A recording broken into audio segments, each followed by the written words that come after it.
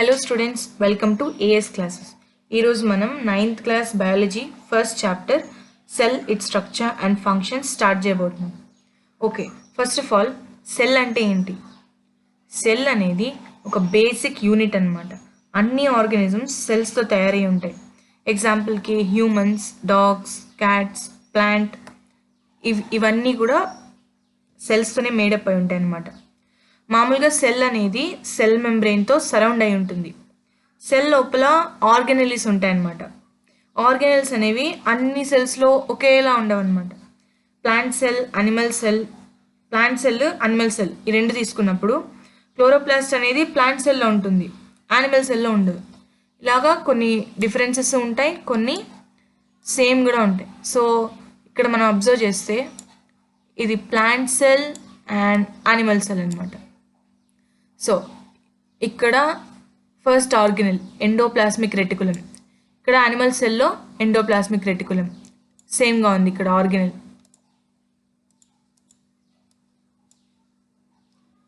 Endoplasmic reticulum. Next nucleus animal సెల్లో కూడా ఉంది. Mitochondria, Golgi apparatus, chloroplast. ఇక్కడ ప్లాంట్ సెల్లో క్లోరోప్లాస్ట్ ఉంది, యానిమల్ సెల్లో లేదు. సో ఇవన్నమాట differences.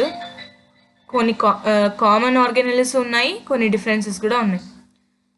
Plant cell, animal cell. Next వెళ్తే ఫస్ట్ సెల్ మెంబ్రెయిన్ అంటే ఏంటి? సెల్ మెంబ్రెయిన్ అనేది సెల్ యొక్క అవుటర్ కవరింగ్ అనమాట. ఇది సెల్ అనుకుంటే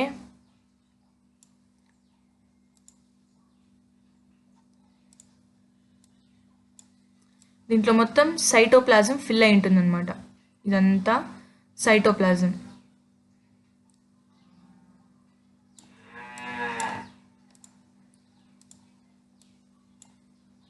ఇది వచ్చి సెల్ మెంబ్రెయిన్ అవుటర్ కవరింగ్ అనమాట.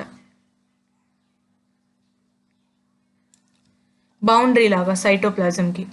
ఇందులో ఆర్గనెలిస్ ఉంటాయి, different organelles. Mitochondria, endoplasmic reticulum,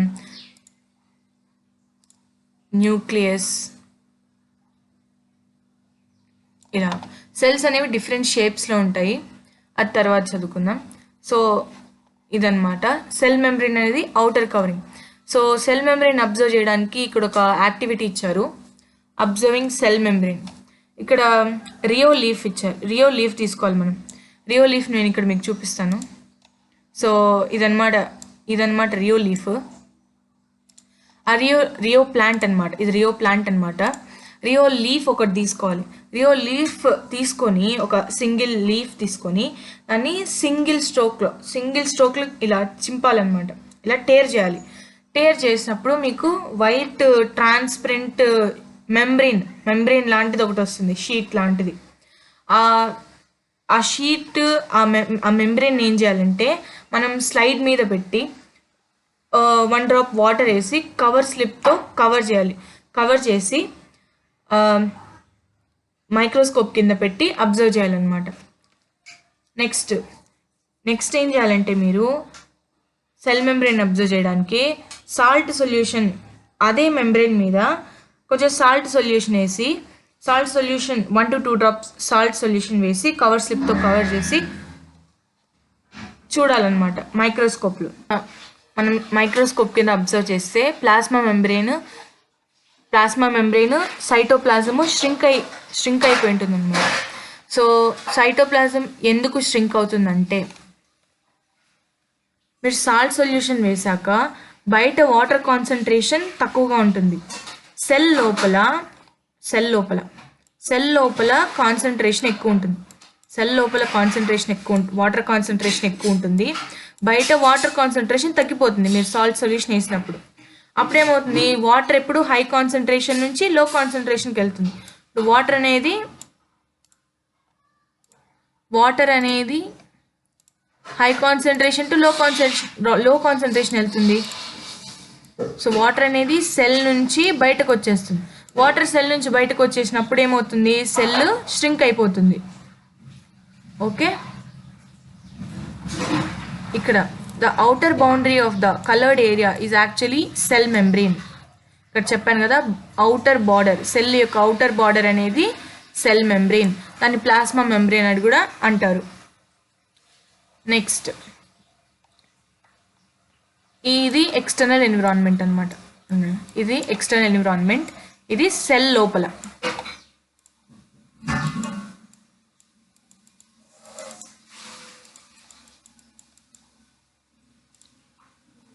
ఇది సెల్ లోపల, ఇది ఎక్స్టర్నల్ ఎన్విరాన్మెంట్ అనమాట.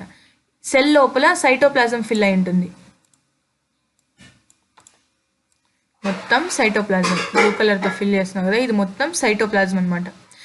సెల్ లోపల మొత్తం సైటోప్లాజం ఫిల్ అయి ఉంటుంది. అందులో ఆర్గనెలిస్ ఉంటాయి. ఈ సెల్ వాల్, ఈ ఆరెంజ్ కలర్లో వేసావు కదా, ఇది సెల్ వాల్ అనమాట. ఈ సెల్ మెంబ్రెయిన్ అనమాట. ఈ సెల్ మెంబ్రెయిన్ అనేది సైటోప్లాజము ఇంకా ఆర్గనెలిస్ని, ఇవి ఆర్గనెలిస్ గ్రీన్ కలర్ అనుకోండి. ఈ సెల్ మెంబ్రెయిన్ అనేది ఎక్స్టర్నల్ ఎన్విరాన్మెంట్ నుంచి సైటోప్లాజంని, ఆర్గనెలిస్ని ప్రొటెక్ట్ చేస్తుంది అనమాట. So this is for protection.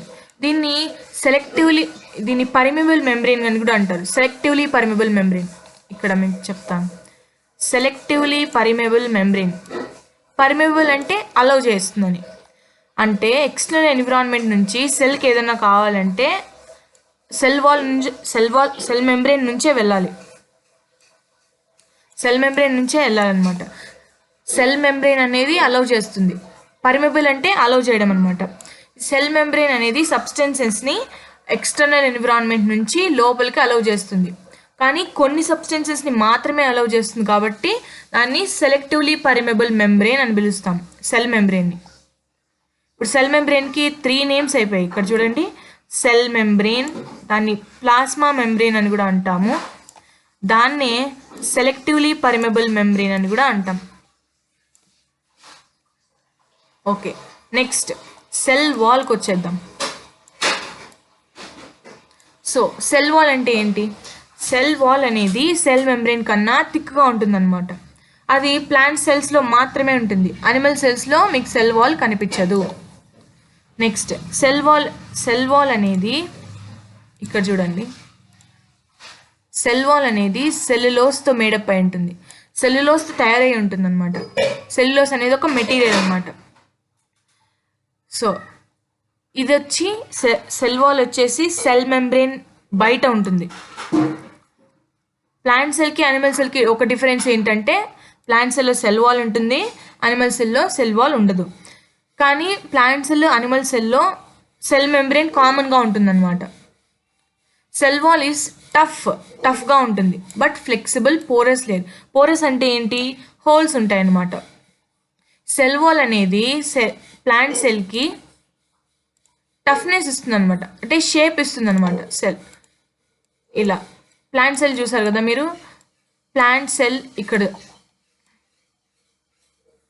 So ఇది సెల్ వాల్ అనమాట. సెల్ వాల్ ఇక్కడ టఫ్ ఇది కొంచెం టఫ్ లేయర్ అనమాట, ఫ్లెక్సిబుల్గా ఉంటుంది, ప్రొటెక్షన్ ఇస్తుంది అనమాట ప్లాంట్ సెల్కి. అదే ఇక్కడ చూస్తే మీకు అనిమల్ సెల్కి సెల్ వాల్ లేదు. ఓకే, ప్లస్ ప్లాంట్ సెల్కి ఇది ప్రొటెక్షన్ ఇస్తుంది అనమాట, సెల్ వాల్ అనేది. ఓకే స్టూడెంట్స్, ఇది cell membrane and cell wall గురించి. నెక్స్ట్ క్లాస్లో న్యూక్లియస్ గురించి మాట్లాడుకుందాం. ఏమైనా డౌట్స్ ఉంటే ఖచ్చితంగా కమెంట్స్లో అడగండి, క్లారిఫై చేయడానికి ట్రై చేస్తాను. Thanks for watching.